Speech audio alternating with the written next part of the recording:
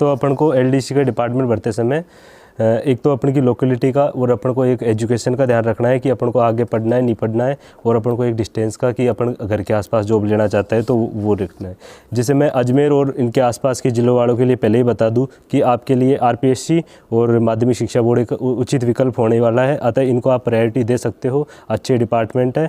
लेकिन अदर जो भी चाहते हैं कि भाई मैं तो आरपीएससी में जॉब करना चाहता हूँ अदर स्टेट के या वो अदर डिस्ट्रिक्ट के लोग, तो वो अपना विकल्प आरपीएससी वगैरह भर सकते हैं। लेकिन जिनको अपने घर के आसपास में जॉब चाहिए वो प्रशासनिक सुधार विभाग के सबऑर्डिनेट डिपार्टमेंटों को ही भरे, अर्थात अभी आपको प्रशासनिक सुधार विभाग फर्स्ट नंबर पे भरना है।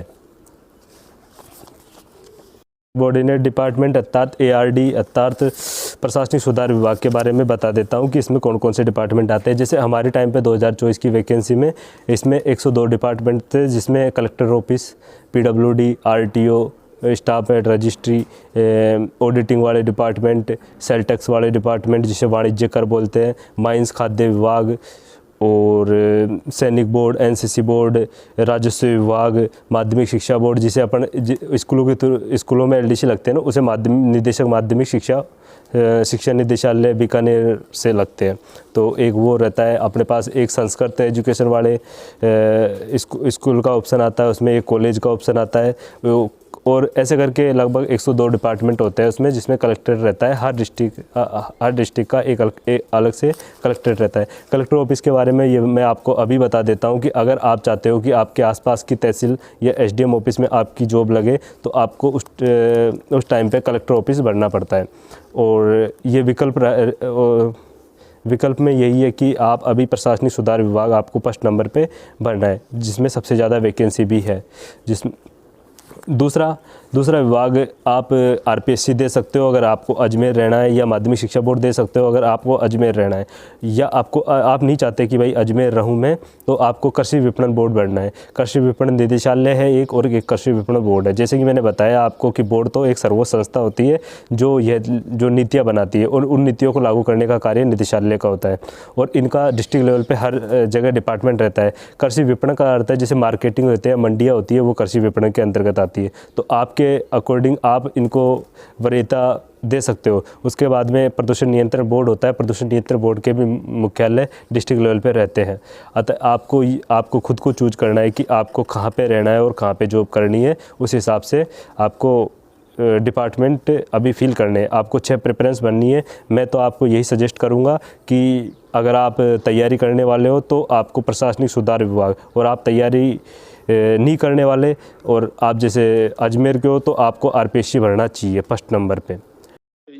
आपको मैं फिर विभागों के बारे में बता देता हूँ। यदि आप अजमेर के हो तो आपको आरपीएससी और माध्यमिक शिक्षा बोर्ड पहले वरीयता देनी है, फिर उसके बाद में प्रशासनिक सुधार विभाग को आपको वरीयता देनी है, और फिर कृषि विपणन निदेशालय और राजस्थान कृषि विपणन बोर्ड भरते हुए आप फिर प्रदूषण विभाग को लास्ट में दे सकते हो। और यदि आप नहीं चाहते कि आपकी अजमेर में ड्यूटी लगे और आप अपने आसपास के डिपार्टमेंट चाहते हो तो, और आप अदर जगह से हो, तो आपको सर्वप्रथम प्रशासनिक सुधार विभाग को वरीयता देनी है। और फिर आपको सोचना है कि मैं क्या आरपीएससी में जॉब लेना है या करना है नहीं करना मेरे को। अगर आप का मूड आगे पढ़ने का हो तो आप आरपीएससी मत भरना, आप प्रशासनिक सुधार विभाग भरते हुए, कृषि विपणन बोर्ड व निदेशालय भरते हुए आप अजमेर को मेरे हिसाब से लास्ट में रहने देना। और यदि आप अदर डिस्ट्रिक्ट से भी हो और आप चाहते हो कि अब मेरे जो पढ़ाई होगी या होगी आगे या नहीं हो पढ़ाई, तो फिर आप आरपीएससी को भर सकते हो। प्रशासनिक सुधार विभाग, आरपीएससी और माध्यमिक शिक्षा बोर्ड, कृषि विपणन निदेशालय, राजस्थान कृषि विपणन बोर्ड और फिर राजस्थान प्रदूषण नियंत्रण बोर्ड आप भर सकते हो। तो मैंने आपको जितना गाइड किया उस हिसाब से आपको मैंने बता दिया कौन से डिपार्टमेंट में क्या वर्क कल्चर रहता है, और कौन से डिपार्टमेंट में कौन कौन से डिपार्टमेंट रहते हैं। तो इनके बारे में मैं आपको बता चुका हूँ। अब आगे अपन सिलेबस को लेकर चर्चा करेंगे, और टाइपिंग संबंधी गाइडेंस कैसे क्या रूल फॉलो करने पड़ते हैं, क्या टाइपिंग मेरे को अभी करना चाहिए या बाद में करनी चाहिए, इन सब पर चर्चा करेंगे। और मैं आपको एक सलाह ज़रूर देना चाहता हूँ कि यदि आपके आसपास कोई एलडीसी लगा हो तो उससे भी आप गाइडेंस ले सकते हो। सबका अपनी एक जर्नी होती है, जो उस जर्नी से गुजरे होते हैं। तो मैं तो यही कहना चाहूँगा कि आपको कि अपने तैयारी अभी से स्टार्ट कर दीजिए। आप सब फॉर्म जल्दी फिल कर दो आप। और डिपार्टमेंट के बारे में रही चर्चा, तो आप किसी जो भी आपका नॉलेजेबल पर्सन हो उससे भी चर्चा कर सकते हो। Thank you. तो अगले नेक्स्ट वीडियो में मिलते हैं। धन्यवाद।